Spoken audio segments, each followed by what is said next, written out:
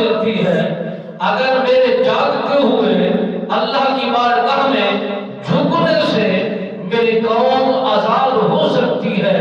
تو میرا سونا مجھ پر ضروری نہیں ہے۔ رسول اکرم نور مجسم رحمت دو عالم صلی اللہ علیہ وبارک وسلم سرکار نے یہ بات سنتے ہی اللہ کی بارگاہ میں فریاد کی کہ مولا تیری بارگاہ میں کتنا جانا چاہیے، تیری عبادت کتنا کرنی چاہیے، تیری عبادت کتنا کرنی چاہیے۔ میرے خالق و مالک نے فرمایا اے میرے محبوب، اگر ایک حصہ اپنی قوم کی بخشش چاہتے ہو تو پھر ایک حصہ بیدار رہے، اگر دو حصے بیدار رہ کر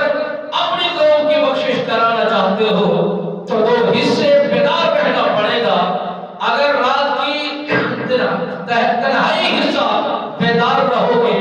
تو تین حصے آپ کی قوم کی مغفرت ہوگی، اگر ساری رات کا قیام کرو گے، ساری رات کے سجود کرو گے، ساری رات کا بیدار رہنا اپنے لیے لازم کرو گے تو پھر میرے خالق و مالک نے فرمایا کہ آپ کی سب قوم کی ہم مغفرت کا اعلان کرتے ہیں، بخشش کا دعویٰ کرتے ہیں اور پھر تمہیں مبارکباد دیتے ہیں۔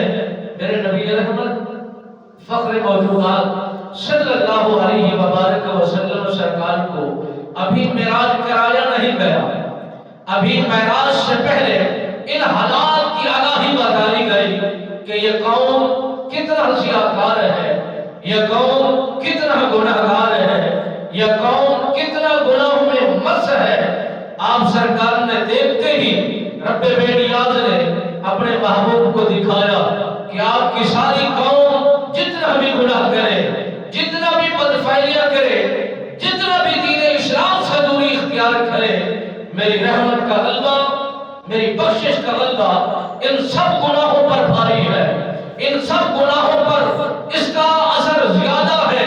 ہم وہ دکھانا چاہتے ہیں ہماری رحمت کا نزول کیسے ہے، ہماری بخشش کے طریقہ کار کیسے ہیں، ہماری رحمت